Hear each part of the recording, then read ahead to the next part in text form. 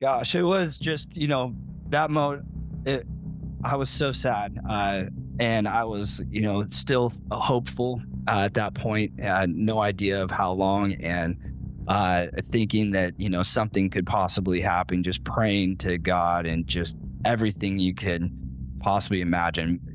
An essential meltdown, where you just kind of go into a... Are you hysterical? Absolutely. I mean, it's a nightmare. You're hoping it's a nightmare.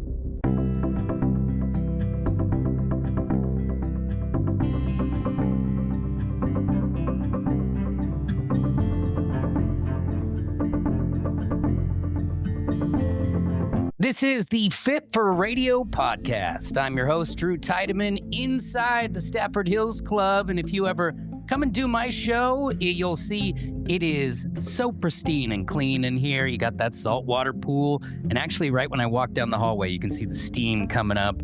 And I like to start the morning off with a little workout over there in the freshly remodeled gym. And my wife, Amy, she loves the classes. And I think I just got signed up to try the Pilates reformer class here.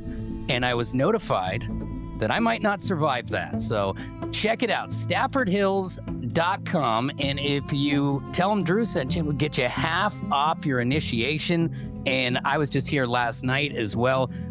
Such a good time and very relaxing. Hit that hot tub and a little of the old steam room. Right now, though, it is an interview that I've been waiting to do for 15, 16 years, something like that.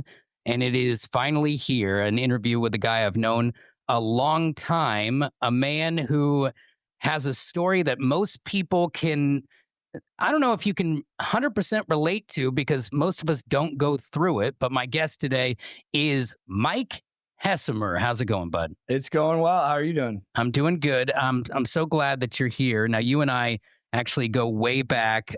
We grew up in the same hometown, Lake Oswego, Oregon. And I think a lot of people, once they start to hear this story, will know of it, or it will remind them of a story that kind of rocked the area at the time. Mike, I'm just going to be blunt about it. An incident happened when you were just a young man in your 20s, where you were put on trial for murder. Correct. And it was something like I'd never seen before. And we're gonna kind of break down how we got there, what happened thereafter, and where we're at now. And it's really kind of mind-blowing that it is 2026 and that we are sitting in this room right now. And you and I have had many conversations about this conversation. So let's just get into it, all right? Yeah, let's do it. All right. Well, we grew up in that small town, like we said, a lot of shared childhood experiences, going to the same high school, same friend groups, an easygoing life in the 90s. Actually, I think one of your houses you grew up in is just a half a block from my house that I live in now. Yeah. It is a tight-knit community. We talk about it on this show. It's an important part of the story because it's also a place where crime rarely happened back then or now. Every story is a headline story. And do you remember the good old days? Do you remember growing up in Lake Oswego, where everybody was just packing a car 7 deep, driving around in circles, going to 7-Eleven, riding skateboards, doing the whole downhill thing? You remember those days? Man, yeah, it was a safe, nice community. People often referred to Lake Oswego as a bubble, and probably still do. Yeah, it is called the bubble, and that's because it is kind of incubated from the outside environment. I mean, even you just go into Portland proper, it's a different place than it is there. And so I think we all kind of grew up with, I don't know if it's a false sense of security, but definitely not always up on our guard. Now, you and I met way early because I also know your siblings. Mm-hmm. I know your family. You're from a bigger family. I'm from a bigger family. So I actually was in the same grade as your brother. Yep. Your sister, I also went to school with. And, since I have siblings the similar age, it all just kind of, it's a melting pot. And then, of course, when you grew up and I was introduced to you, you and I became pretty fast friends. And you were friends with a lot of my good buddies. And so kind of worked your way in from there, right? Yeah. Your brother even lived on my floor at one point when we were true story. freshmen in college. He lived there until the people who ran the house were like, "We have to stop feeding this guy." Yeah. And so we gave him a few more meals, and then he moved on. But you and I also, as we got through school, it's a giant party in college and all that stuff, and then it was like kind of career time. Yeah. Right. So I went into radio and started kind of from the ground up, grinding up the ladder in radio. And you were one of the few people who went like straight to work. Yeah. Well, most of our friends had, folks kind of footing the bill for school, and it was, it was just me. I come from a large family, and so I was always working and trying to go to school, and it just, me from working at the skateboard shop, and then that turned into, wow, I can't afford to live like this. So, and kind of got into sales from there. Yeah, because I remember you used to work at the skateboard shop across from my work. So like when I'd go get food at the mall, I'd come stop by there, and you were always up there slanging like skate decks and snowboard coats. Yep. Which was kind of, it fit your personality then as a young guy, though. I mean, you kind of had that easy-go-lucky, catch you with a longboard. You had a little of the old broski in you. Oh, yeah, definitely. Which actually is part of the reason why you were endearing to people and our friends. We would always I always saw you in that light as always smiling, always, just carefree. Mistakes along the way, but still carefree and a good friend to have. Now, as we kind of like started to move on there, eventually you leave Eugene and you move back to Portland. Yeah. When did that go down? Excuse me. I was about 23 years old, and my mom is going through some, health issues. So I'd moved back to Lake Oswego, just transferred from one car dealership to another one. Okay, so you're selling cars, and you're grinding away. You're in the sales lane, which did fit your personality. Now, once you move back, this is the kind of the part of my life where I'm separate from everyone else because I'm in radio and I'm just kind of tied to the tree, kind of, like when you get a radio job, you can't just like roll out. And I wanted to be in Portland, but it was during a Wild West party time where everybody's out on the weekends, everybody's partying, staying up late, doing the whole thing. And I was kind of the guy who the majority of his friends had moved home or moved to California. And so my life slowed down a little bit. I still partied and I still had a good time, but I was missing the fast lane of it. Does that make sense? Yeah. Like I kind of, and some friends actually went as far as to describe me as boring. And I was like, it's not that boring, but I appreciate that. Yeah. I think that was a way of saying that safe and responsible, i.e. boring. Yeah. But that's kind of the path that we were on. Now, things take a change though. And on one evening now, it's so strange to me because I wasn't there, but I can remember a phone call that came in to me after everything we're about to talk about. And I remember being frozen in time. And I think some people will also be there when it comes to this. Now, this story involves two other individuals, which we're going to leave their names out of it for now because this is your story and they have the right to their privacy and their legacy. And out of respect for families and those people, we're going to be ambiguous with their names.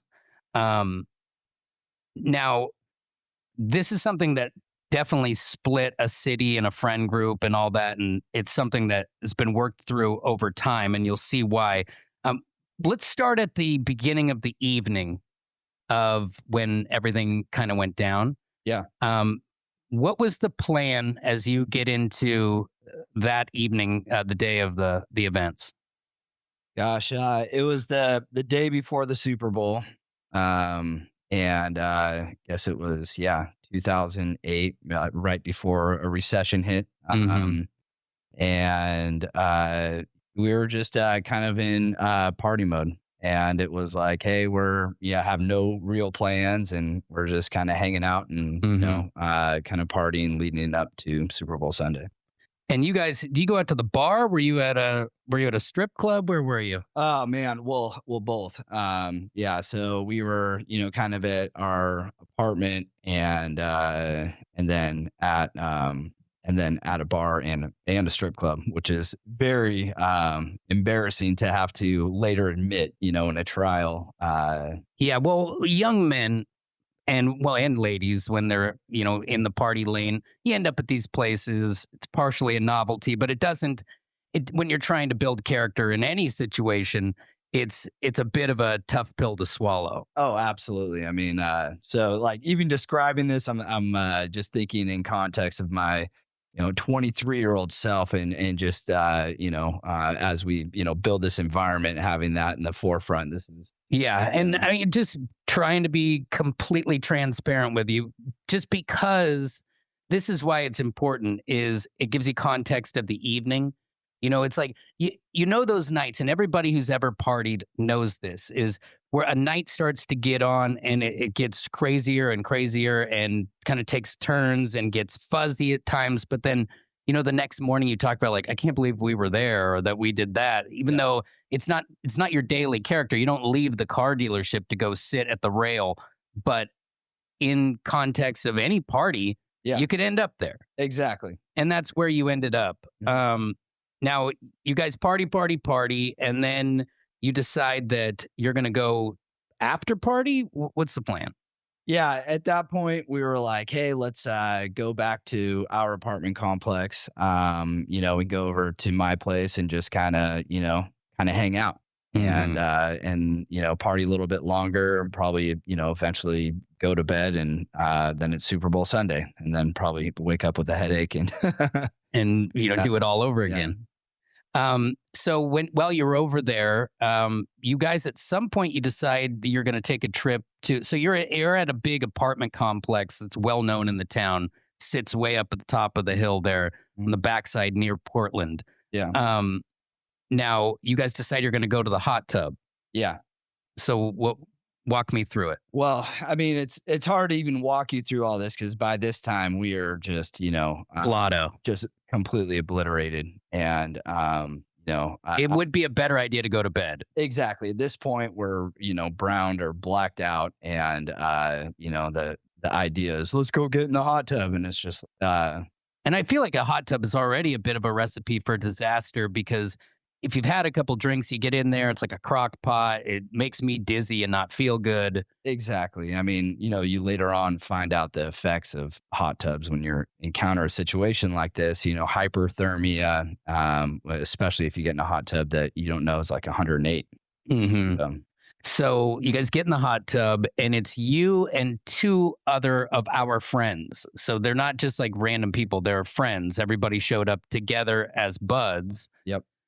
At one point, it's just you and one other friend in the hot tub.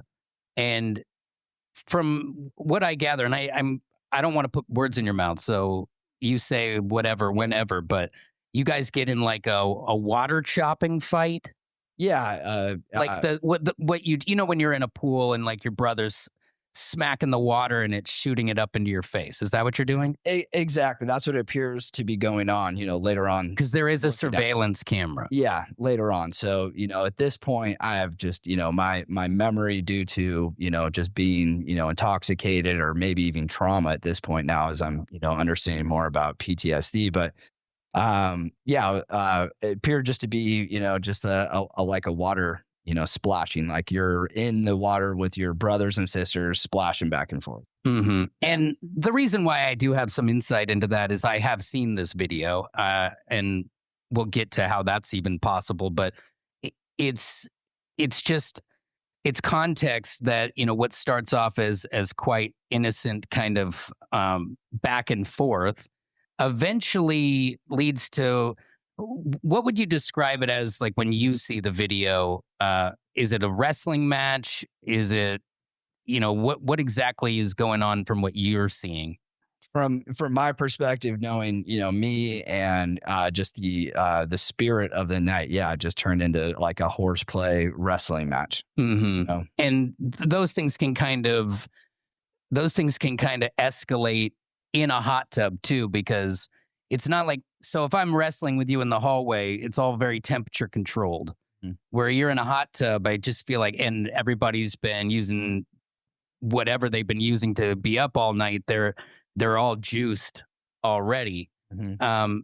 So do you have what are your memories from in that moment? Because in the video, it almost looks like a jet wash, like almost like somebody turned the bubbles on because it's 2008. The cameras aren't necessarily like they are now. Like from when I was watching it, like it's not like ultra HD. Yeah. So what do you remember? Because from what I gather is there's this scuffle and that at some point the two of you separate. Correct. Yeah. The memory of that is just for me is gone, but just knowing, What seeing, you know after the fact. yeah, after the fact is, it stopped. I think that if you're overheating, two people are overheating, they're highly intoxicated, and it was just like, whoa, and a separation. Yeah. And of like, wow, let's, both of us are feeling, a little bit woozy here, and let's go to, opposite sides, self-preservation mode of like, wow, let's, Take a breath here. And that's what I remember as I remember you two separating and basically to two separate sides of the hot tub. mhm. And at some point, though, it almost feels like you're falling asleep or something.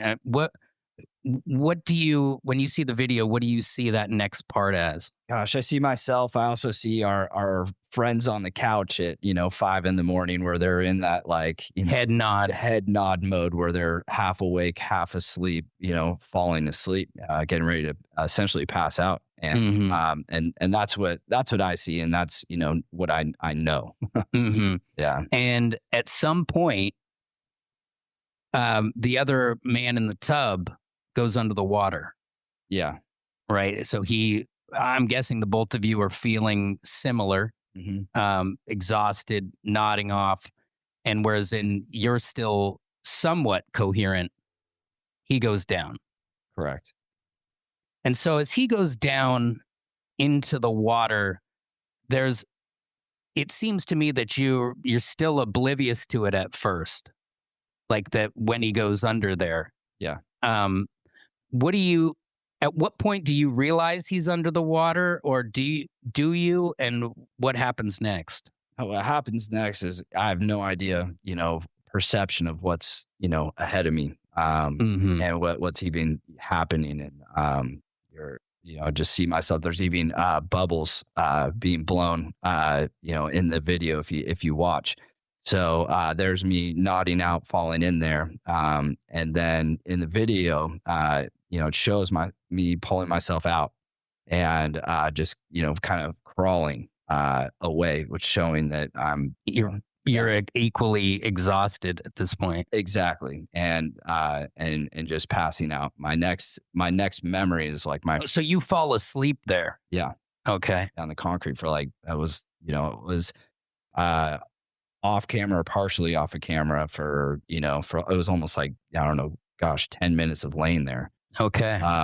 And my next memory is my first memory of any kind of like sobering event. And He just kind of shocks you back into the world. the cold, yeah, I just remember the cold concrete in that indoor pool hot tub area, and just jolted back to reality, and seeing your friend, the person that you're just having a good time with, under, and having no concept of time or perception of anything, going into like panic mode. So when you panic, what do you do? Because this is a critical moment in what will end up being a trial for your freedom.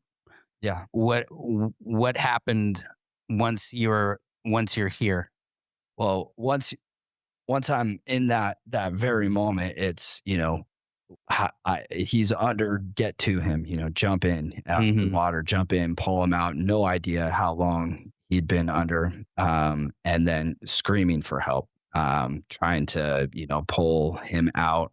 I remember that, and eventually getting him out, screaming for help, and call 911. We need help, and then trying any kind of memory of what CPR looks like. And that's when our other friend, who wasn't, had stepped out with another person we were hanging out with that night, had, kind of come in to assist. Yeah. Mm-hmm. Wait, can I back you up for a second? And am I incorrect? And wasn't there a point where you walked outside the door? Did you ever walk out and back in? To get the door for, And that's the only time you walked out. yeah. Okay. Because I think a lot of people are under the perception that you left the facility and returned. No, That's incorrect? that's incorrect. Okay. And then I think that's good to have clarity there. Yeah. And it's also worth pointing out, if you watch this video on YouTube, you're looking at you and you're like, well, you just pull somebody straight out. But there's like 30 pounds of pure muscle on your body now that was not there in 2008. Oh, at that point, just to put things in perspective, I was like 150 pounds, maybe 150 if you've, on your heaviest days, really. On my heaviest days. I mean, Yeah. And so that's, probably like 10 pounds of like beer pudge on me, maybe. Yeah, I was going to say your fighting weight would be like 125 if you were cutting. Exactly. Yeah. Yeah. Wrestling weight, it would have been way less. But when you look at what happens with you, this muscle comes on. So 40 pounds later.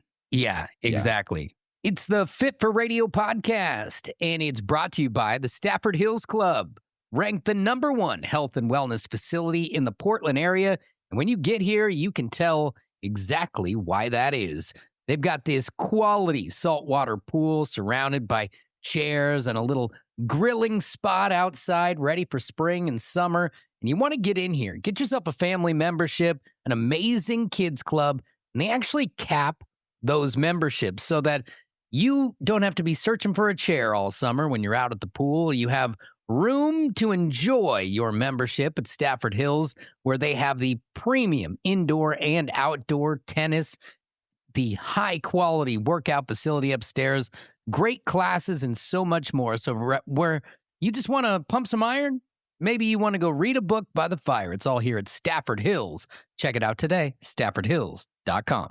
So now that we're clear that you only get up and go over there to get the door for our other friend, what happens when he gets in there? Call 911. Mind you, this is a long time ago. My memory is really choppy of that moment, but it was panic mode. Get your friend help at this point. Yeah, and so he's been pulled out of the water at this point? Correct, yeah. And we're trying CPR. We're doing everything we can. We're waiting for the paramedics.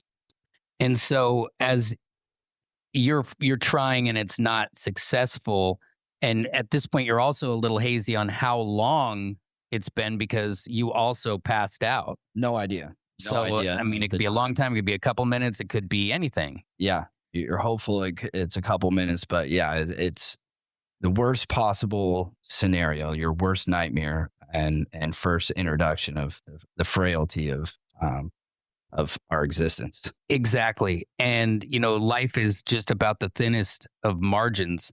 And, I've known you forever. And so it's different for me in this interview because I know what is in your heart and what kind of person you are. And so it just doesn't make any sense to me that the narrative could be written that it was malicious or there was intent, because that's who plans it that way, right? No. That's not normal behavior. And I knew that you and him were friends. Yeah. So it wasn't making any sense on that level. I want to ask you, as he's laying there and you guys are trying and you've notified the authorities and they're on the way, the human in you, not just I want to know, obviously, the compassion part. I know we've discussed that many times about how you feel about the incident and everything, but what's going through your mind, like as a human being? And there has to be an element of self-preservation and fear of the unknown, or were you still just locked into the moment? What was going through your head as you waited for help? Gosh, it was just, that mode. I was so sad. And I was, still hopeful at that point. I had no idea of how long. And thinking that, something could possibly happen, just praying to God and just everything you could possibly imagine, an essential like meltdown, or you just kind of go into Are you hysterical? absolutely. I mean, you you can never prepare yourself for a moment like that, and then to be confused, and then to like be around your the first person that you've known that has passed away that close and in proximity, and it's there's nothing you can do to prepare yourself for that moment. This person that like a friend, you love this friend, and a person you've been with all night, and all of a sudden it's a nightmare. You're hoping it's a nightmare. Mm-hmm. And it's the worst scenario you could be in, especially when it takes place in a part where you don't have all of your memories. Like, because the confusion of it as well, you don't know exactly what's happened. And, like there is surveillance and stuff now to kind of walk back on, but, walk me through it. Like, who gets there first? Police, fire, ambulance? Yeah. What happens? Fire paramedics show up first. I'm holding the door open so they can get through. They go in there, and they're doing everything they can to assess the situation and help. Police show up and start looking. They're asking me what happened. I have no idea. I'm saying there's security cameras. You can go look at them, and offering that. Like, I have no idea, but if you want to know, you can. It's going to be on there. It's going to be on there, and whatever.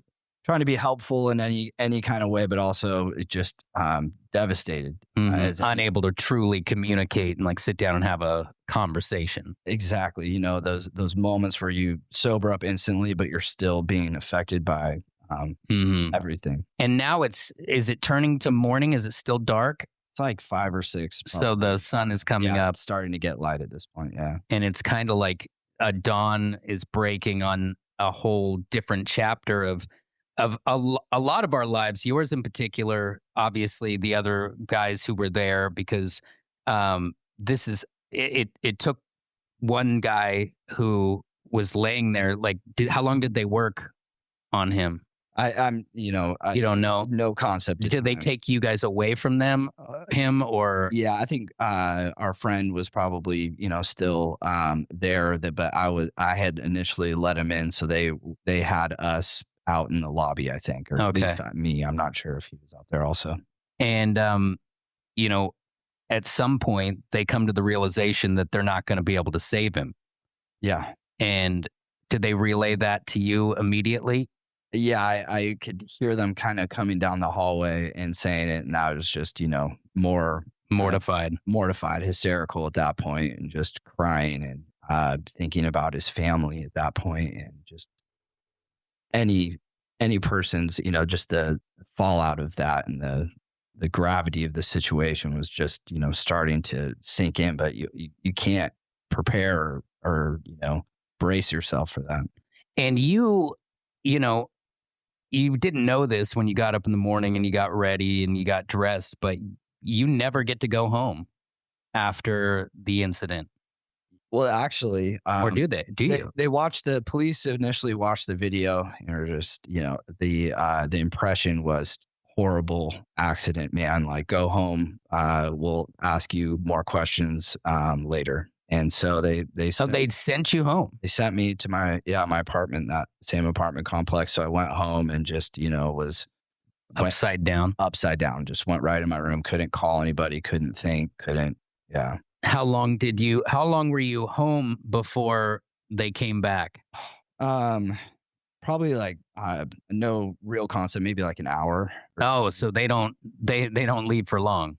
No, they're there, and a district attorney had come in and overruled everything. Yeah, and said, "Hey, we should, go talk to this guy." Mm-hmm.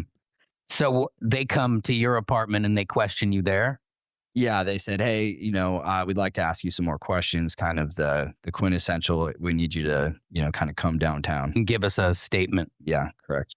So did they come pick you up? Were you allowed to drive down yourself, or how was that? They picked me up, but it wasn't like you're under arrest or anything like that. It was, okay. Pick you up, take you to the hospital to see if you have, injuries and get your blood and urine and things like and that. the whole deal, because they wanted to know everything that was happening. And that's what happens when somebody passes away. The rules change completely.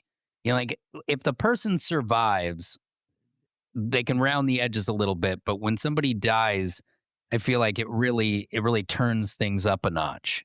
Yeah, correct. So they take you to the hospital, they get all those things, and then where do you go from there? From the hospital, they took me to county jail.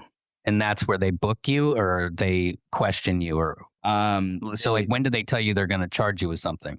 Well, after they took my blood and urine, they started asking me questions about, what's in the blood, what's in the urine. And that's, when I kind of went into like a self-preservation mode, was like, hey, do I need an attorney? Not wanting to admit of the recreation things we were, because you guys were drinking and doing drugs. Correct. And you, at the time, you're like, you just figured that would change everything. I don't even know. I just, do you think looking back on it, that was a good decision or a bad decision? And I don't know the answer to that. I don't either, but I think it was a bad decision because, then they turned full transparency is the name of the, as you go into a trial. Mm-hmm. And if you were fully transparent, then maybe they would have charged you with something less. But instead, they went for the full Monty. I mean, yeah, at first they charged me with manslaughter in the second degree.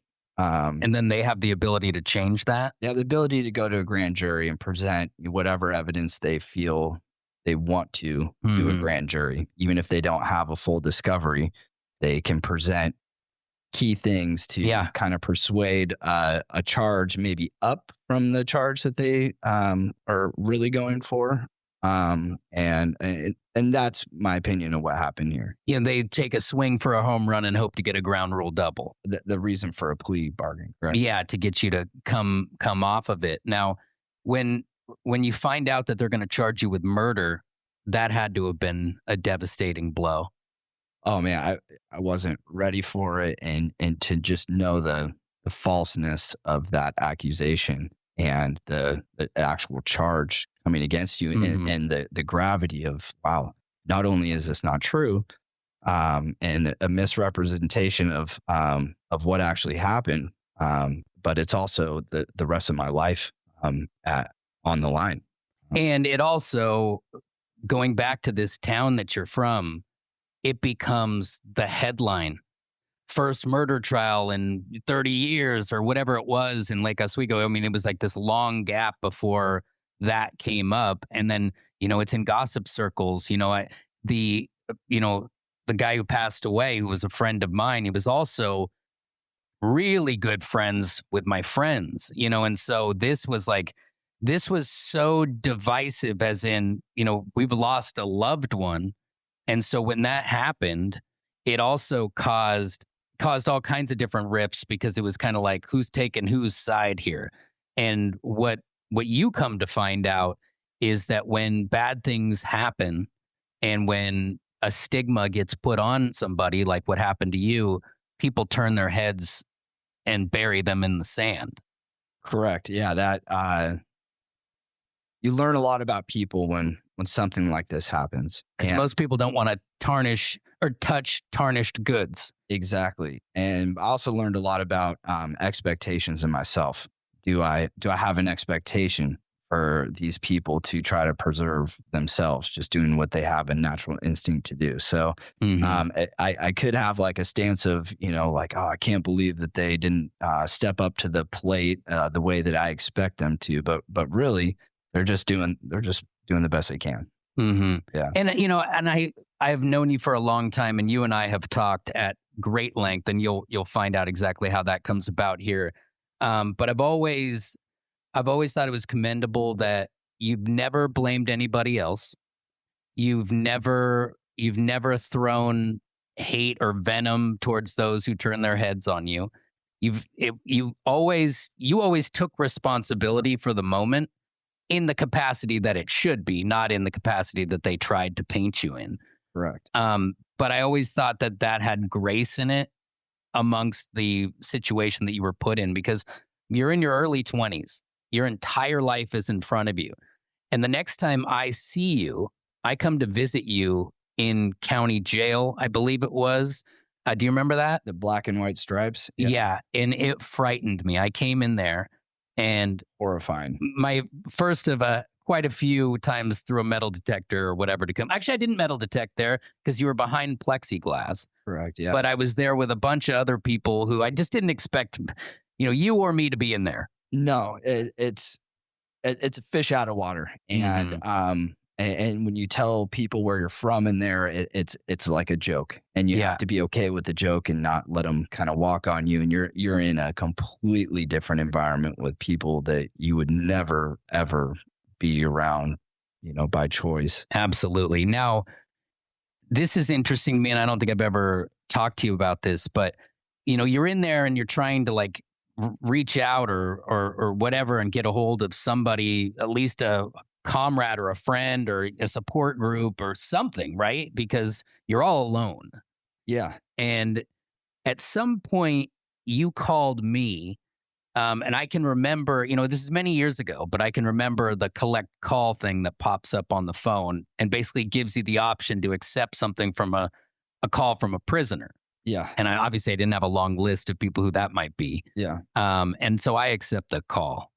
Do you remember that at all? Yeah. I remember every moment, that it's a echo chamber fishbowl of a unit, and it's all, people that are being accused of extremely, violent crimes. So you only have a window of time to, 15 minutes to talk on the phone or something like that. And you're looking around. I remember when someone finally accepted, and I was like, are you serious? The surprise and the, kind of the joy that there's a world bigger than this, fishbowl. Yeah. And I remember thinking to myself, if I was in your position and the phone's ringing and then it's like declined, like it just would speak volumes to who I am, because I know you, and I've known you for so long that in my mind, the narrative that was being written just did not fit. And I hadn't seen any video. I was taking you 100% at your word. Yeah. And that's an amazing quality that I think you have. You're a good friend, kind of like no matter what. I'm not trying to blow you up, but that is like the those examples. Those examples, is my friend a good friend or not? Mm-hmm. Having that moment where you can say you'd show up, but is there an example of it? And and when you picked up that phone call, it was wow. There's at least someone will talk to me. You think that of all the people that are just don't want to be touched by it. It's like, yeah. And I remember I drive up at the time. I don't live here. I live in Eugene, Oregon. And I drive up here to come see you. And so I got to go stay at my parents' house. And I told them straight away, because you got to think, even from their perspective, they're hearing these rumors all over town. Now I'm driving to town to go sit with the guy. And I just told them straight away, I was like, to me, this is what's right. And this is what I have to do, is I'm going to go see him, and I'll be able to look into his eyes, and I'll know if this is true or not, and I knew the second I walked in there. I knew before I got there, I probably wouldn't have driven all the way up. I knew that it was not what they were saying that it was. And it was at a time, even in 2008, it wasn't like you could just like articles on articles and articles. It's like all very ambiguous stuff. I hated seeing you behind the plexiglass.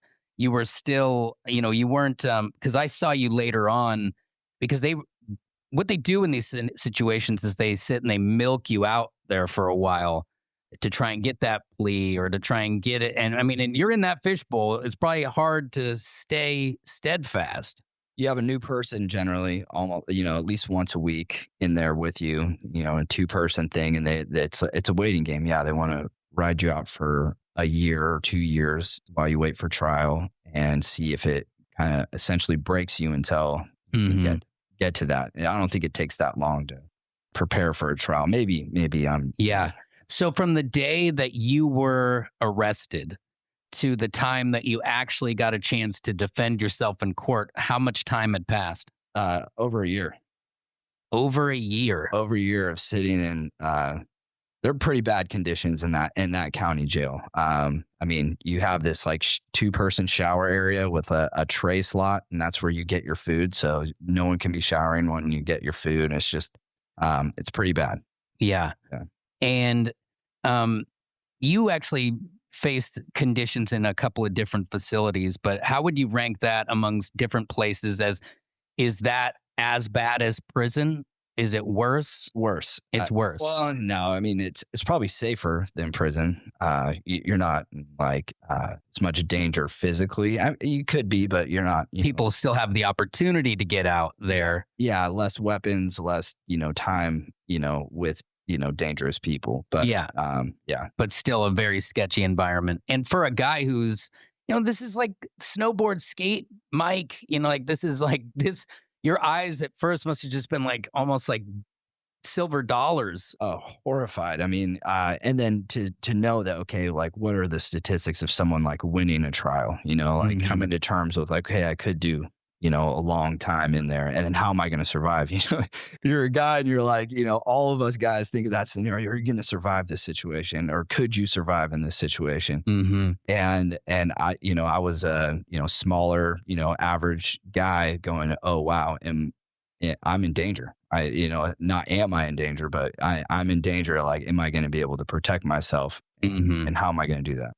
And I remember in the lead up ahead of this, and I've told you this before, but you might not remember. I actually got a visit from a couple of detectives who drove all the way down to Eugene and met me at a Starbucks. And they wanted to get to the bottom of your story. And they really wanted me to just give up on my angle, which is Mike's a good person. That's not possible. X, Y, and Z. I'm just laying it out the way that it's supposed to be laid out. So much, in fact, that one of the detectives, this is a tight-knit community, I sang in an elite choir with in high school. Mm-hmm. And so he's not like truly involved because it's kind of a conflict. So I'm talking to the other guy and I did not give them what they wanted. I don't think I wasn't holding anything back, but I just was saying what it is that I feel about you. And I think part of the reason they came to talk to me is because my name appeared on a sheet that said that I was going to arrive at your trial. Yeah, as a character witness, which is, they get that, we get a list of the people that they're going to put on the stand. And it just goes both ways. So now, for a character witness, obviously I don't testify on the facts of the trial. I testify on your character. Did you ask anyone else to do this for you, or at this point had nobody answered the call, or what was the deal? Yeah. So, no one really would. And that, but I did have like a childhood, like youth group leader guy that I'd known when I lived in Lake Oswego. And then when my dad moved to Hawaii, I spent some time with him over in Maui, and he was willing to speak on my behalf. And my character has known me since I was a kid. You've known me since I was a kid. And really, people aren't knocking your door down to say anything nice about you, especially when there's allegations. Oh yeah, they don't want to be associated. No, and even if they don't believe it, I mean, or whatever their stance is, it's just, I don't want to be touched by this. I think that I would, but it's hard to say until you're put in that situation. So. And what people don't know also is when you walk into a trial, it's almost like a wedding. You've got like the bride side and the groom side. You've got the defendant and the victim. And then it was just so weird because I go in and I sit on your side, and then all these people who are my friends are sitting, either the ones who can't get their mind made up are sitting in the middle, the bench that goes across the middle, like dead in the center because they don't know what to do, or they're sitting on the other side, which is, and I'm just like, I hate that it's divided, and I'm like, I'm not here to say one over the other. I just want to, let's just get back down to brass tacks. That's true. Yeah, exactly. Let's just bring out the truth. You're listening to the Fit for Radio podcast. And of course, it's brought to you by the Stafford Hills Club, which is everything you need in a workout facility. It's also a place to make friends and build a family here as you are stronger, smarter, and just more mobile together at Stafford Hills, a beautiful kids club that you can trust with your kids. I do it myself while I work out, and it's peace of mind the whole time. Also, get here and get that membership lined up before the summer months hit and you're out there tanning those buns by the pool, enjoying the grill and so much more. They've got you dialed in at Stafford Hills. Check out all of the amenities for you at staffordhills.com. Now, when we're at the trial, I got a chance to see you again, and now you've been hidden away from the sun for so long that I remember thinking, because you were always like tan.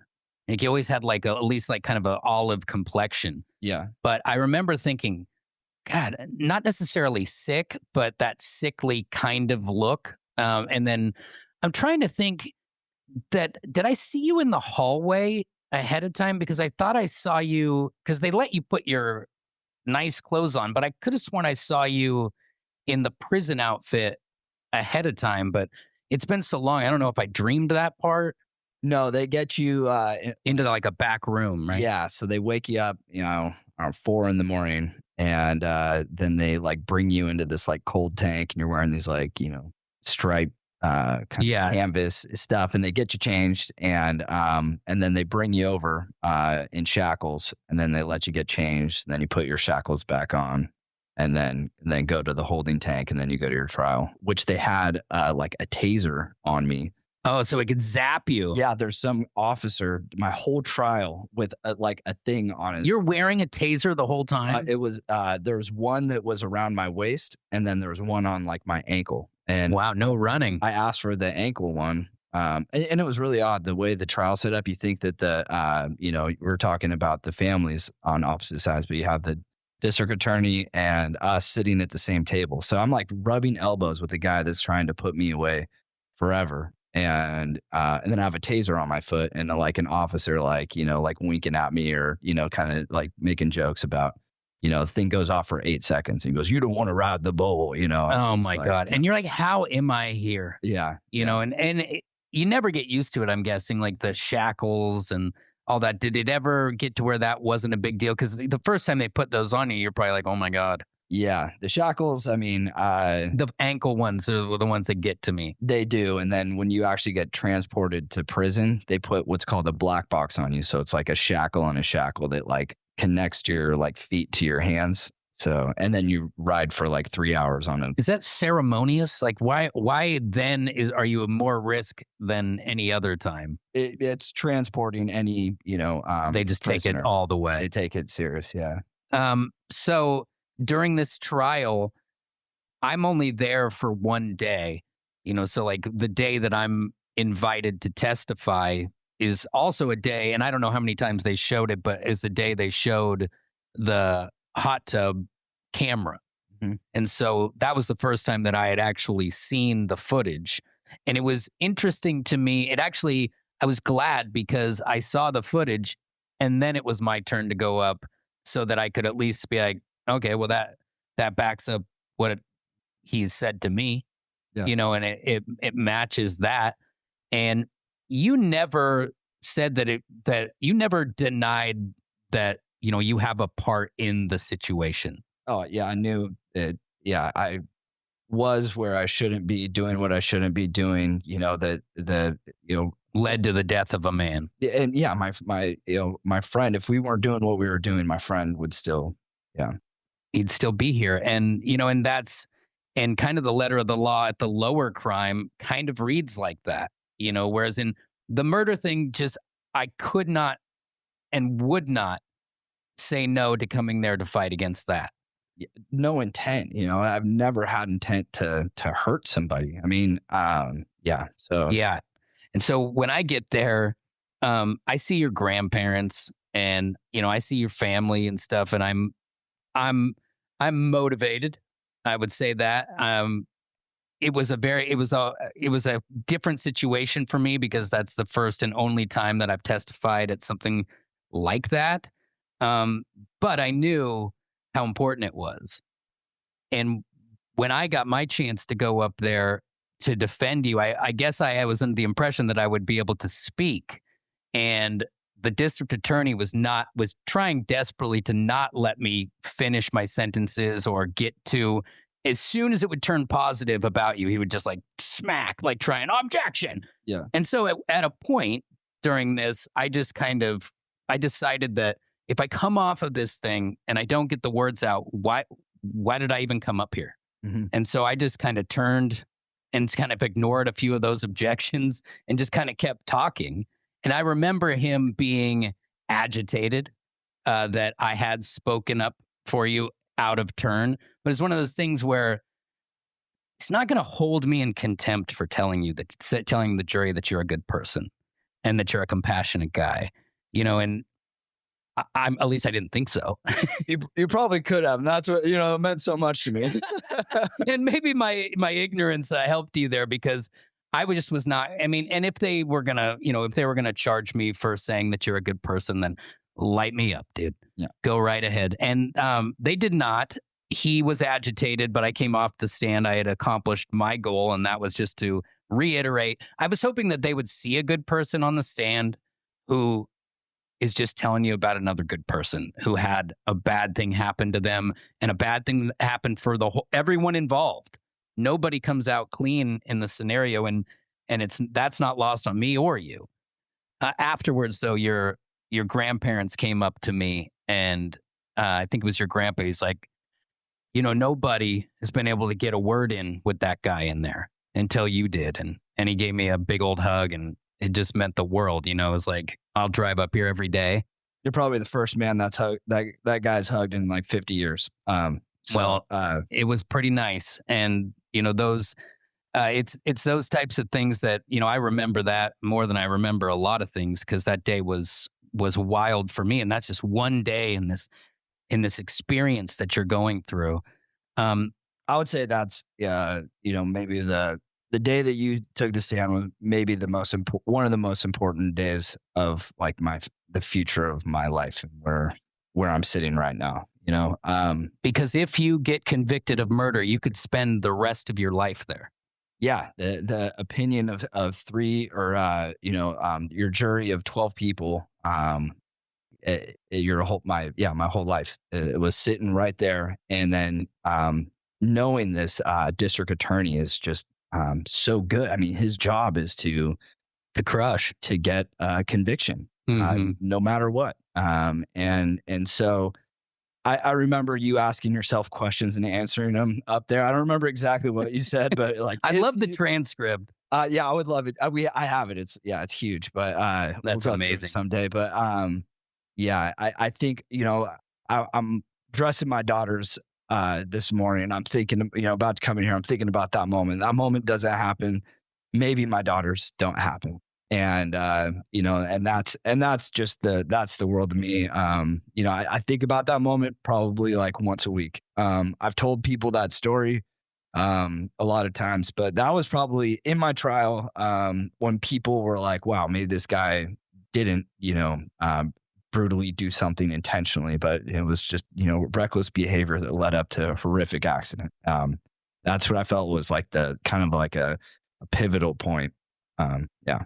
Well, that means the world to me, and that. And we've talked about this at great length, because right at this moment, there's a couple options on the table. They can convict you of murder, they can convict you of manslaughter, or they can send you home, right? Yeah. And what if any hope did you have of going home? I really didn't. Maybe if it was what I, probably I thought it was at best maybe going to be criminally negligent homicide is what the jury, with the evidence that was presented, maybe they could, And that wouldn't be a mandatory minimum? No, not a mandatory minimum. And, I might have done some time and then, kind of probation. And then I was like, yeah, if they get into the weeds a little bit, it could be manslaughter. And then I was like, there's no way it's going to be murder. I didn't feel it. And then I was willing to stand up for that. That was, I don't know if the district attorney offered me plea deals, and I just said no, because I want to take it to them. I didn't want it. Yeah, you don't want it, and then it's forever. Well, he did do it, but then he saved himself. Like, no, I want them to say it, that I did not do that intentionally, and that it's just the course of actions. So when it comes down Is it just like the movies? They stand you up, you take a deep breath. How do they read this verdict? Yeah, so just like the movies, I mean, I'm sitting there, you zoom out of your body kind of thing. The hot adrenaline washes over your body, It's all down to this moment. and it's all down to this very moment. The jury finds the defendant, not guilty. Bam, and just like the relief of like a cold wash over that hot adrenaline. And then they said for, the lesser included crime, which, the process of them determining what that is, debate in itself. But they said manslaughter in the first degree and hit that gavel. I knew exactly that meant 10 years. And you'd already been locked up for one, so that meant you had 9 more to do. 9 more to do. And do they tell you straight away where you're going? No idea. They take you to a place to classify you by age, by To make you a warrant of the stay, or like they own you at that point. At that point, yeah, they're like, okay, can we get information from this person? Do we need to keep him separate from somebody? Is he a younger guy? Is he affiliated with gangs? Checking you for tattoos and all that. Yeah, strip you naked. Because it's all very brutal on, like the psyche too, with like the getting naked and cavity searches and all that stuff. And we are going to have you on again to discuss some of the other aspects of a standard issue human going into a prison, because there is so much. This podcast would be 3.5 hours long if we got into all that. So we are going to do another episode, and the reason why that's even possible is where they decide to send you. Now, how long do you lay in wait before you get told where? Because you know how long. Yeah. You just don't know where. Exactly. So you're there for like, it's actually the women's facility. And they also have like a section for intake where they, classify each man, and they send them from, right up the road here to whatever facility in Oregon after they classify them. So. All right. And then so once you were classified, you were sent where? To Pendleton. Pendleton. Yeah, EOCI. Now, that is a maximum security prison. Like medium max. Medium? It does have maximum aspects to it. But it's medium max. But it's like where, it's where like in the movies has the prison yard, because like the max, you're like locked down in a box for 23 hours a day, let out into a cage with no contact with anybody. Because you got a little bit more Shawshanky going on there, where you can go out in the yard, exactly, and do the whole thing. Now, when you get there, they transport you in the aggressive way and the whole deal. And is there a shock entry type thing where they bring you in and the warden comes and tells you that life's over, or how does that intake roll? Yeah, so you get brought. It's like a 3-hour drive. Or 4-hour drive or whatever it is, and you're into the middle of nowhere. In the middle of nowhere, it's freezing cold, and you're wearing this aggressive shackle system. So your hands hurt, you're cold, you got to use the restroom. All the things. By the time you get there, you're just like trying to get to the unshackled to a toilet or something. Got to pee, and once you get there, I want to say that it wasn't, this like, the warden comes out with a shotgun, Yeah. It wasn't like that. But you're in my house now. But there was a situation kind of like that. There had been a, recent fight. So the guard had a guy in handcuffs with his hands like above his head, and he was bleeding out of his face, with the nurse trying to hold like gauze underneath him, like going to the infirmary as we're being intaked.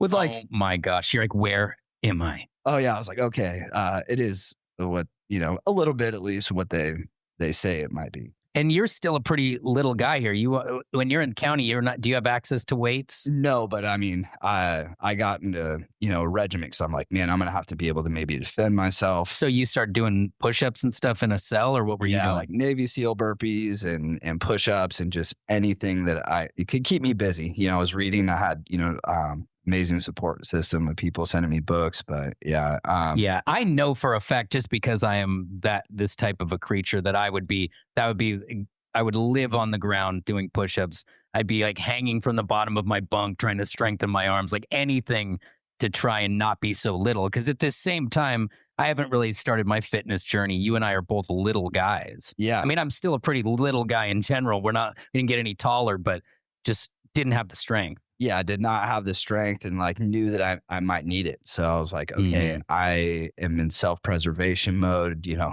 God give me the strength to just get, buff enough to defend myself or whatever I might need to do. And you need that muscle yesterday because you're now here. Exactly. Here I am. And I know they have weights here and all that, but I'm like, am I even allowed to use them? What are the rules? I mean, you're just kind of a fish out of water at this point. Yeah. Now, early on in your stay there, eventually you start getting access to like being able to make calls and get, time on your books and money on your books and all that. So you and I actually, we don't break communication. We continue to have a dialogue now that you're kind of settled in to a new spot. Yeah. We talk pretty often. I mean, a couple times a week for the length of however long it would let you talk, and then eventually it would say like, all right, you two, shut up. And that would be, you're running out of time. You have 1 minute remaining. Yeah. Wrap it up. Yeah.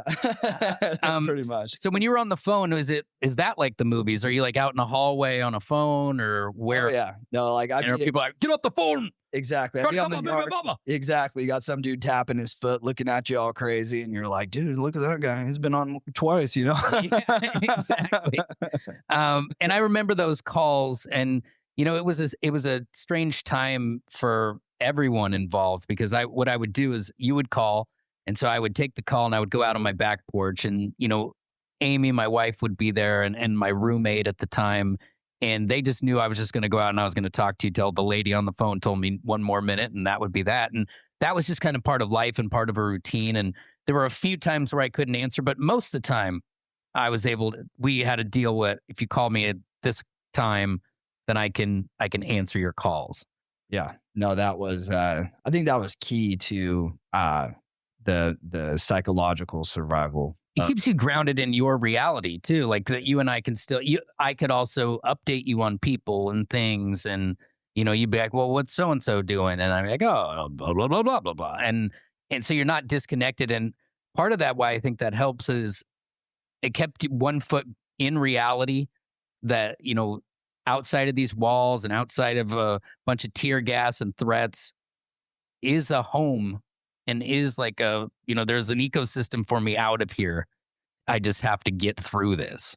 Exactly. So it's a constant, fight of I just got to get through this, and then an acceptance of I can be worthy of a life better than what's being portrayed in here or what these dudes are glorifying. Mm-hmm.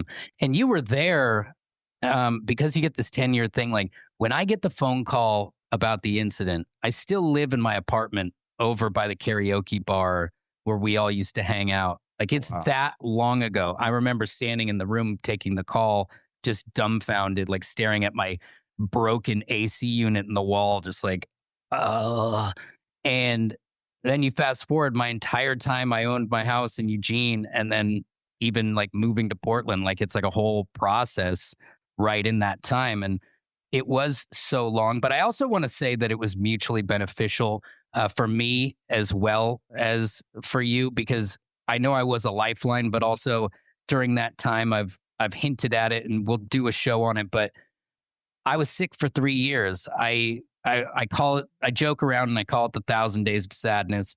It's just because I was so sick all the time, mystery diagnosis. Nobody knew what was wrong with me.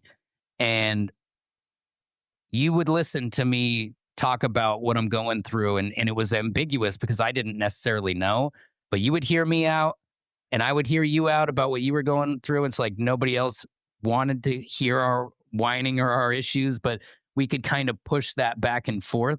Mm-hmm. And during that time, that allowed us to build our friendship to more than just bar buddies. And I always cared about you. I'd pick you up in the dead of night, but like most grown men do not talk on the phone for 2 hours twice a week. Yeah. They just don't. They don't. Or talking about, hey, I'm worried about this, or real life stuff. Yep.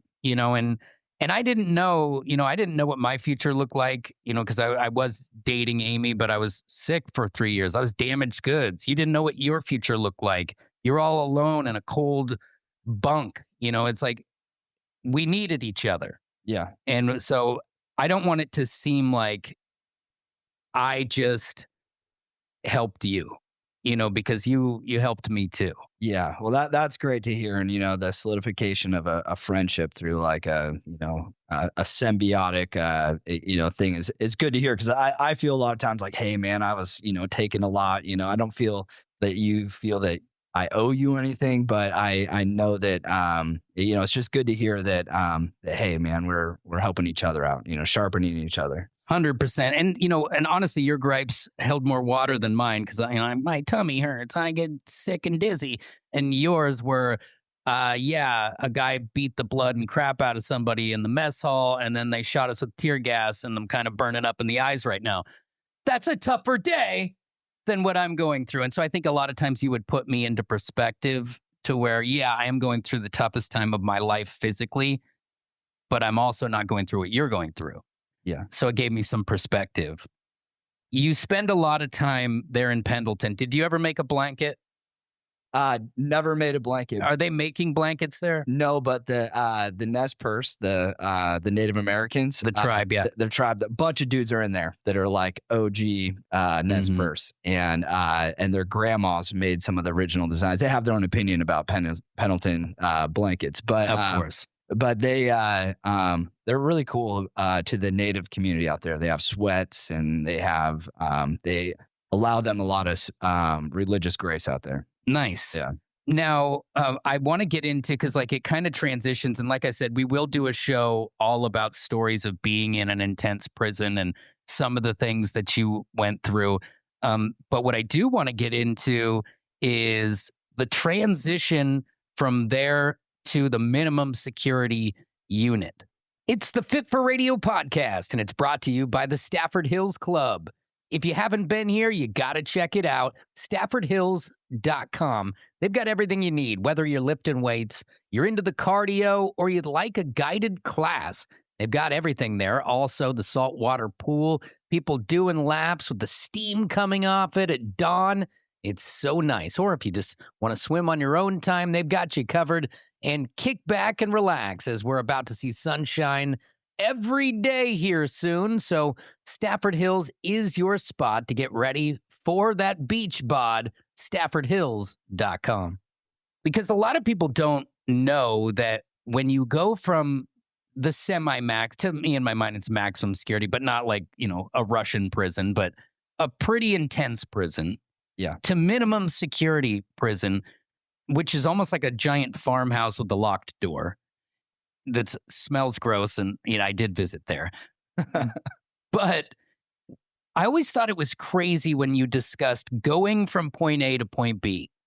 So you take me from when you're in Pendleton and how they had you dressed to what happened when they pulled up at do you remember this? Oh yeah, I remember the exact. Well, you kind of wait your whole sentence for this moment, Mm-hmm. But I was just blown away that it's so. Yeah. I made it to, well, and you feel that way when you get released too. There's two different feelings that are very similar, where you just have this abundance of freedom that you didn't have access to just seconds before. Okay. So yeah, I'll walk you through the Pendleton to what was the name of that next facility? Mill Creek. Mill Creek, which is now condemned. Now a condemned building, all kinds of lead paint and other, and shady behavior. But so we can talk openly about it. You're heading to the new facility, and just tell me what they do. Yeah, so they wake you up early, and it's usually around breakfast time. So I get called for transport. So I have all my stuff in this like plastic bag. And are you giddy? I'm really happy, but I'm like, you're always like worried that something's going to go wrong or something. Like the last second. Yeah. Oh no, a judge just ruled 5 more years. 5 more, yeah.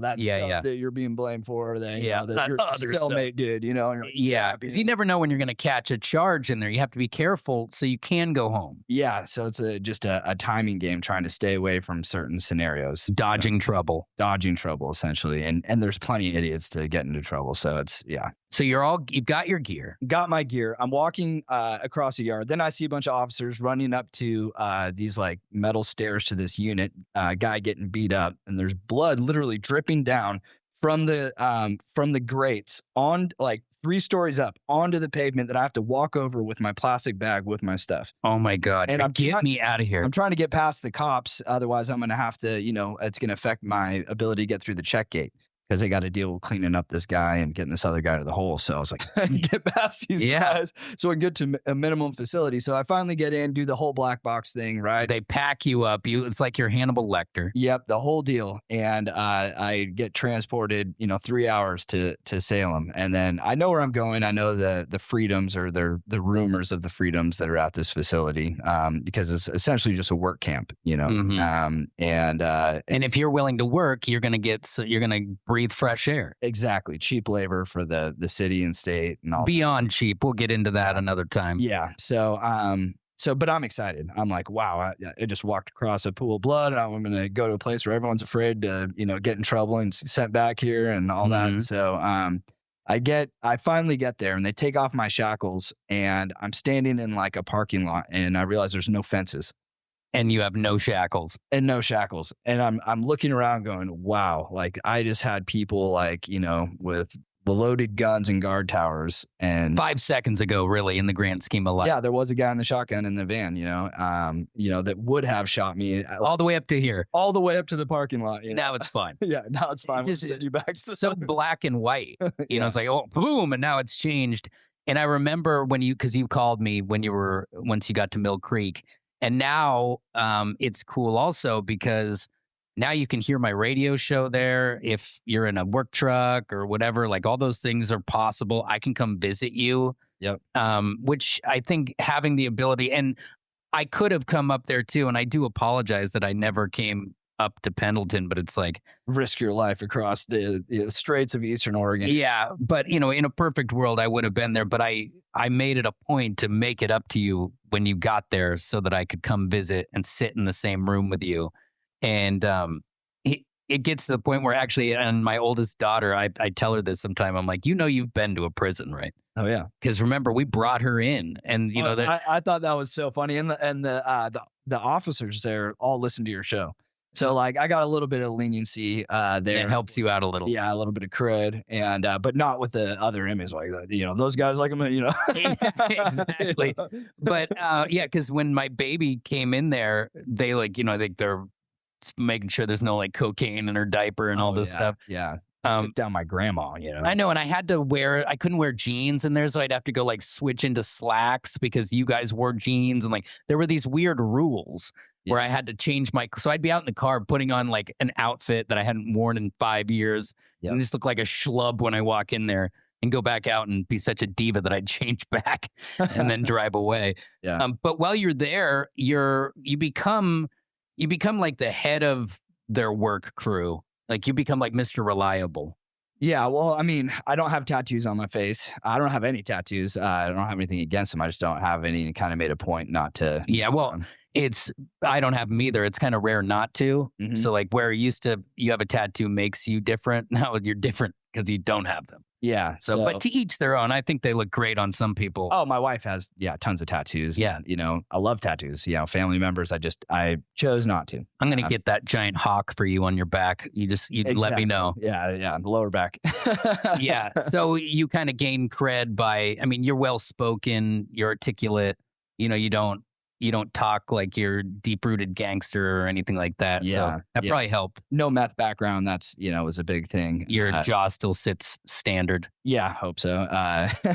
Yeah. And so, I ended up with this job where a lot of furniture and things get made for colleges, the Capitol building, DHS, DMV.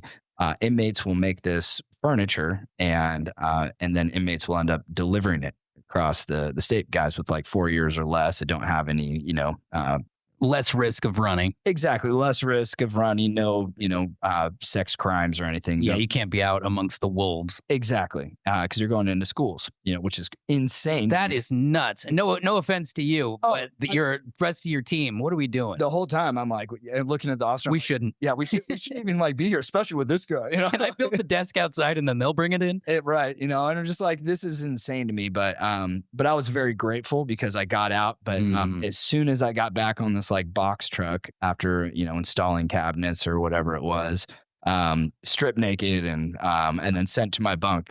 Have you go walk there naked? Well, no, they put you in But this yeah, like cage and then in a room, and they have you do the, kind of the the shuffle, so, whoop-de-doo. spread and cough and lift and separate and the whole deal, and then you're released back into this facility with no fences. Which is such a tough thing, because even though now you're grateful that you're not in the heavy security and with like the real troubled people, it still is degrading to have to constantly open your cheeks for people and all that stuff. Like, did you get numb to that eventually, where you're like, whatever, this is just life? Yeah, no, I think back in the other facility, where they would, take, couple hundred people into like would look like an old school gymnasium with the wood bleachers, and they're looking for a knife or they're looking for drugs, and they just had it with everybody. So they bring everybody down and they'll line up like 70 people or 77 people on that unit, and strip everyone naked at the same time. And while everyone in the bleachers, the other couple hundred people I'm are just watching, sitting there. watching you do that, and I got to a moment where this guy kept on telling me to like spread and cough more than once. It happened like 3 times in a row. Like I wasn't doing it good enough or something. See, this would be tough for me. Like, even at the club, if there's 5 naked dudes in there in the locker room at once, I get vertigo. Yeah. Yeah.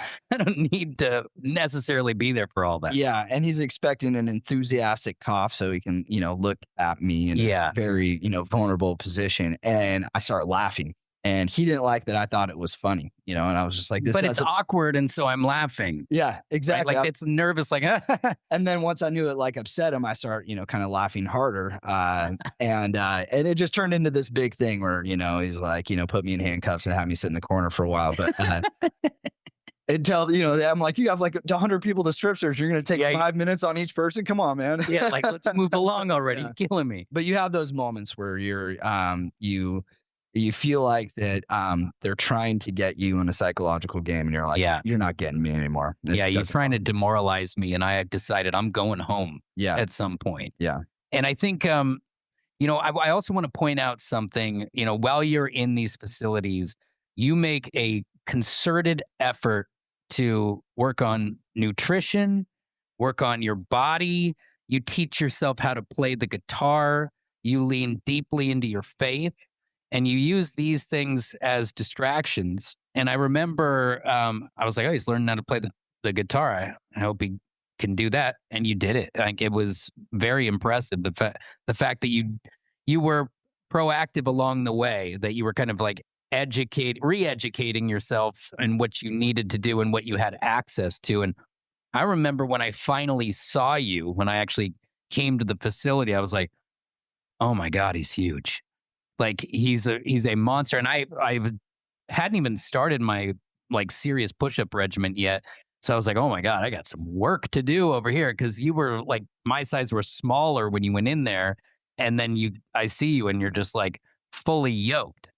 Yeah. It was a rededication of my life. Like, I had this moment of like, what are my priorities? I can't let this, horrific accident, just go into this, phase where I go backwards. I can't let all this, be in vain, I guess, or whatever. And I had this thing where I was like, I want to be a husband. I want to be a dad. I want to work hard. And I start looking at these, jobs and these people that I admire. And I'm like, what do I admire about them? And I had that a lot of time to reflect on that. And how do I, transition? Yeah. Playing guitar and music, everything, just, focusing the front of your mind on like a mundane task, so the rest of your mind can just fade away. You're not listening to the shoes squeaking outside your cell with a fight when you have your headphones on and you're playing a guitar or doing something like that. So, did you find that you were happier when you got to Mill Creek because you were able to live your life a little bit more, or were you still kind of having to be on the defensive and kind of keep yourself in the tunnel?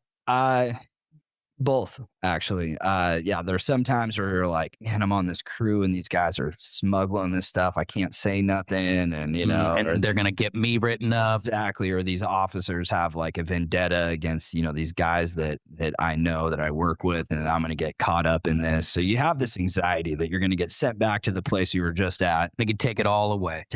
Or give you more time for something you had nothing to do with, like a drop of some drugs, and you just happen to be on the crew and you're like, whoa, that wasn't. Like, sorry, we charge everybody. That wasn't, it wasn't in my body. Yeah, exactly. So during this time, you're kind of coming to the end of it. You actually met your wife while you were still there, which is kind of cool that is able to, the next phase of your life is kind of being integrated at that point.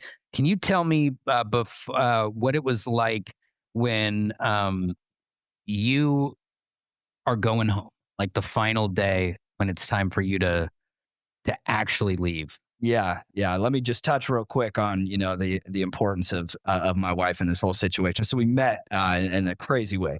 I'm playing guitar for a bunch of different church services, all kinds of denominations, religions, and things like that. But this older gal was a volunteer in there, and she's like, "Hey." One day after church was like, I want you to meet my granddaughter. And I said, that's a horrible idea to talk to any man in here about that. Yeah. She's like, will you write her a letter? The sweetest lady you ever met. And I was like, no, there's absolutely no, and you should never ask anyone else in here to do that. And she's like, I have a feeling, kind of thing. And went that direction. And we were very reluctant. She was pestering us so much that we just essentially agreed to write each other. She was living in North Carolina. I'm living in Salem, and in a facility. Yeah, and the agreement was we'll write as friends. And I wrote her a letter, sat in her mailbox for 2 weeks, and she didn't care. Even when she got it, she's like, "This is odd," But they have we'll go into another episode about her background. Her dad was, is incarcerated forever as a bank robber, and so it was familiar to see this letter. She has no ambition of ever writing an inmate, probably the exact opposite. She's a Navy military gal. And so she, opened the letter and took a long time to write me back. And eventually we just started this dialogue via pen and paper. It turned into, love and all that, probably irresponsible, this and that. But we ended up getting married in there, fast forwarding to that moment of, wow, this gal's been coming to see me, for 2 years, straight, obviously the friends and family are, she didn't even tell her family about my situation in North Carolina until like 2 years after. Oh, wow. After everything. So, when you were out. Yeah, I had to tell them myself for the first time. I had no idea. It was just, that's a lot. Yeah, it was a lot. Buckle up, guys. Yeah, buckle up, guys. I got an interesting story for you. I'm not crazy, I promise. But yeah, that moment upon release, of course, it takes longer than expected, and there's so much pressure. I have no idea what I'm going to do. I'm 33 years old. You're about to head out with no money, nothing. Yeah, just nothing. And my wife, she's living paycheck to paycheck, bartending, and my aunt and uncle were just the best through this. And they were like, hey, you can live in this cabin that we originally built for your grandpa for this amount of money. You and your wife can, while you're saving up for something else. So kind of had a little plan. This amazing guy kind of mentored me throughout my sentence as well, and hired me on his construction crew. But so I had a little bit of a support system, but no idea how it's going to happen. Statistics are that I think the first one is after 3 years, like 68% of people after they get out after 3 years will go back in.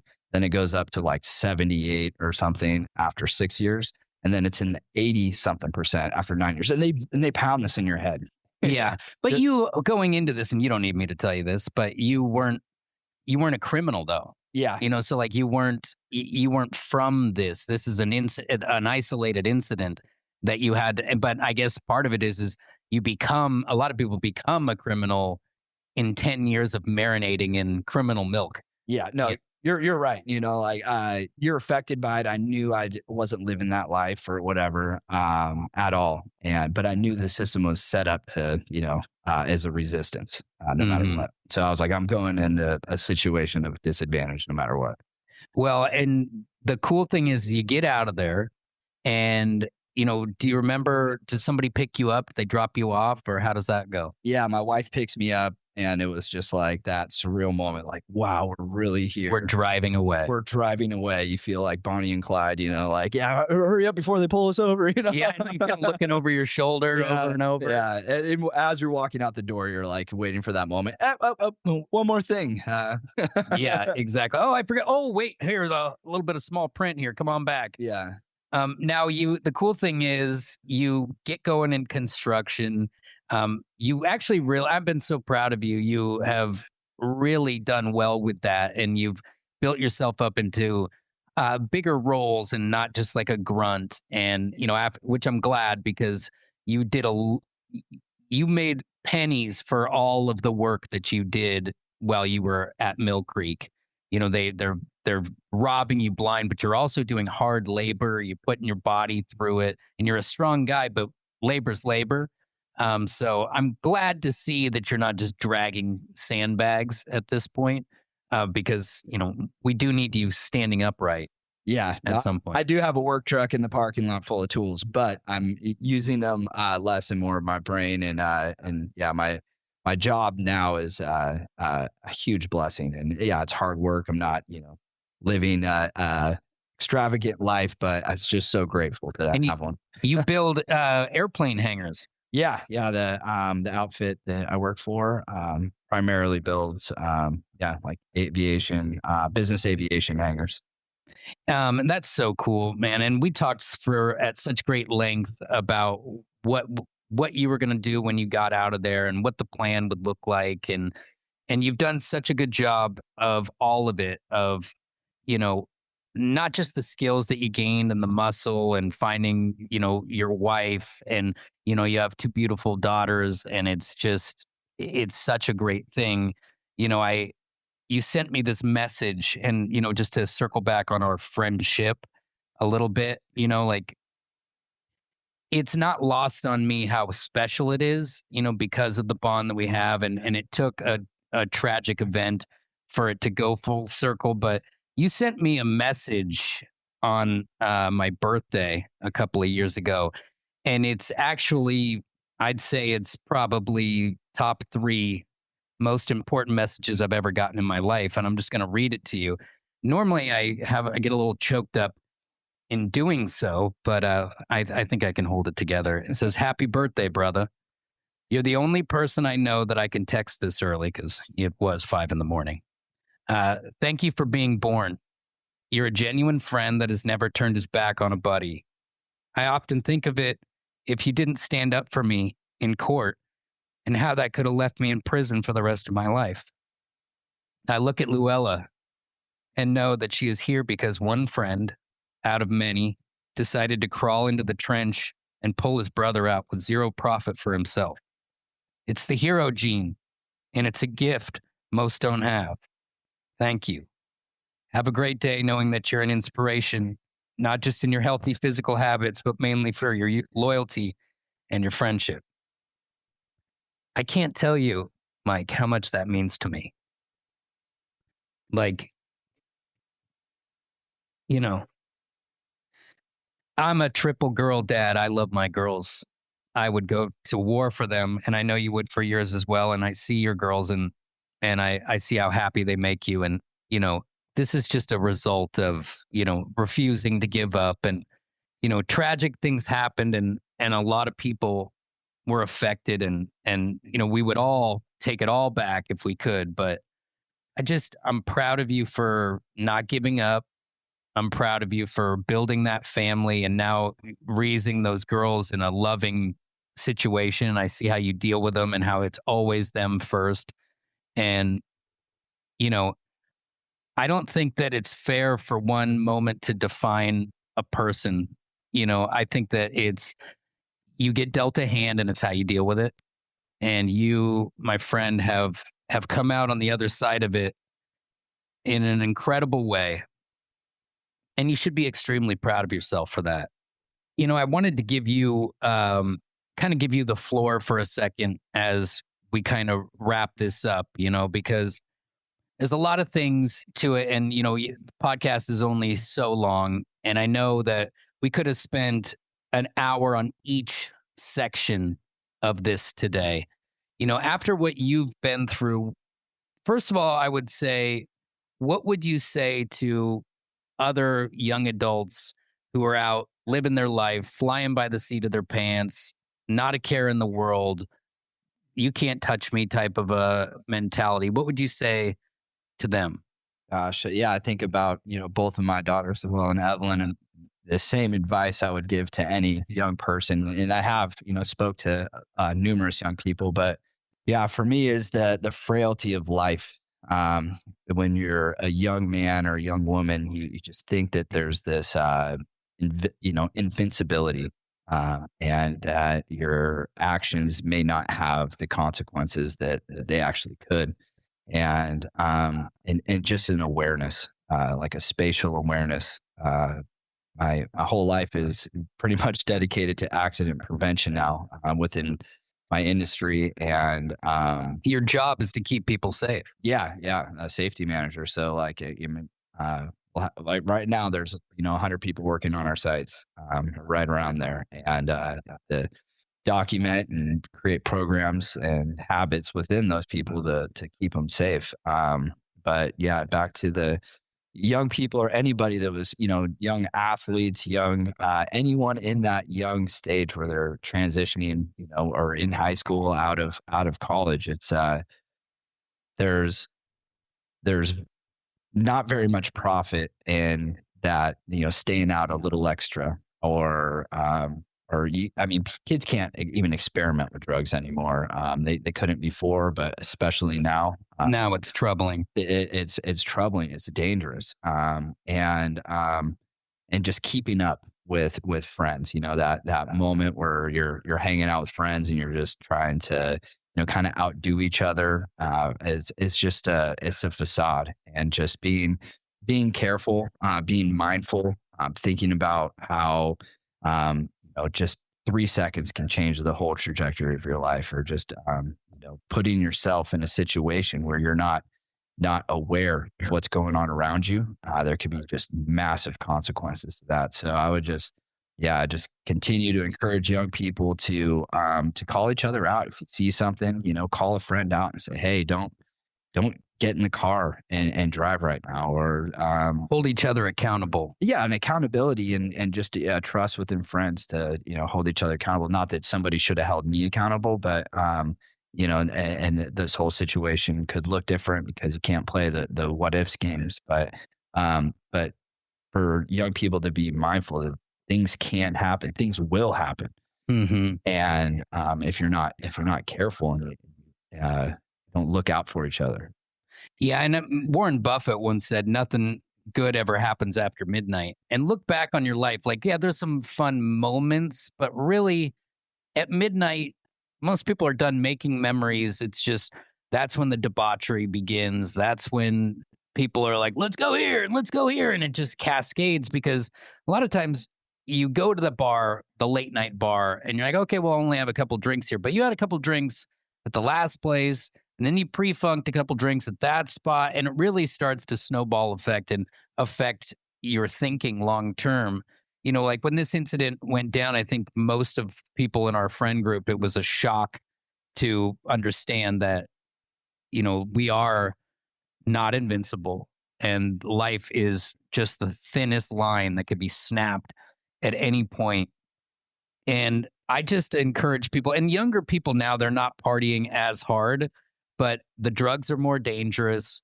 The decisions that we make couldn't be long-term. And you're a perfect example of that. Now, I think you're an example of it on two fronts.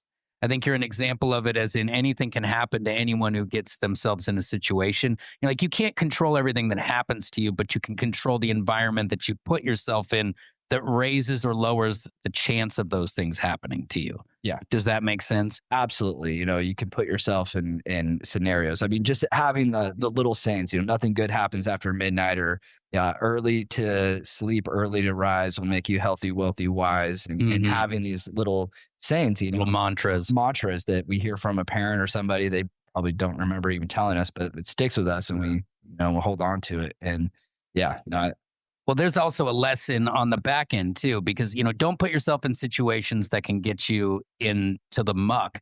But also, if you find yourself in a situation, and this is where you've inspired me, is that you took the adversity and you harnessed it and you came out on top. So many people, it would have collapsed them. They'd be weird now. Like, it's interesting to me that you still have your personality.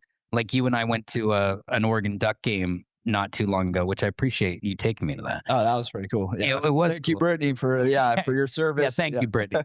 But basically, we had a conversation all the way down there, like almost outside of talking about this stuff, almost like we were back in time. You still have a sense of humor, you still have joy in your life, and you've done all those things without shucking responsibility for the scenario that happened, because well, out of respect, we're not talking about names, and we're not talking about the families and all that, but that's always been the forefront of what you have wanted to make clear, that you wanted to respect the family on the other end of this, respect the legacy of the man who was lost, and at the same time not let it define your entire story.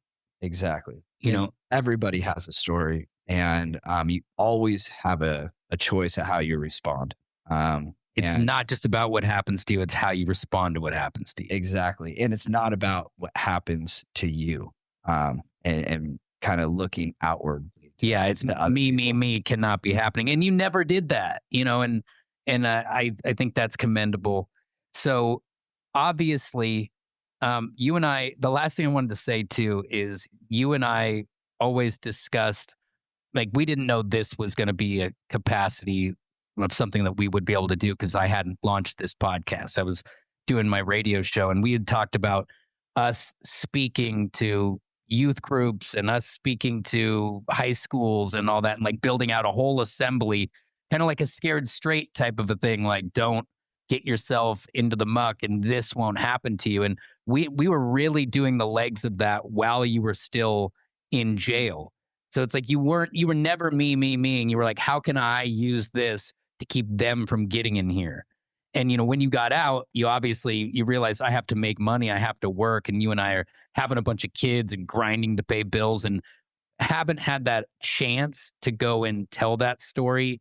Because the idea originally was I would MC and you would tell your story, so that I could, facilitate the crowd, and then you could deliver the mail. And I don't think that is that dream is dead. We could still totally do that, but I hope that this serves as a vehicle for people as well to be warned about the fact that we're not invincible, and that bad decisions lead to bad results, and that also, when something happens to you, don't let that be the end of the story. Exactly. Staple pages on the back of the book, baby. We got more to write. Yeah, absolutely. No, I couldn't agree with you more. Well, I love you, buddy. And we will have you back on in a little lighter capacity, even though the stories are intense. But a lot of the stories from in prison will be about other inmates, and also how that's associated to you. And I can't wait to discuss all the stuff with the work crews and the 9 pennies they paid you for it. Oh man, yeah, they were brutal, and my wife was just a saint through that process. I mean, there's so many great stories we haven't got to that are, they're horrible stories, but they're interesting to talk about. Yes, yeah. Exactly. Amazing, and not in necessarily the positive mode, just amazing as in make your eyes pop out of your head. So Thank you so much for sitting down with me. I know that wasn't easy, and I just want to give love to everybody who was a part of that story, for people who mourned after that. And really, this is just meant to be it's a warning to anyone that nothing's guaranteed, and to just do what you need to do to keep yourself and those around you safe. And much love. Mike Hessemer, thank you for coming on the show today. Thank you, Drew. Cheers.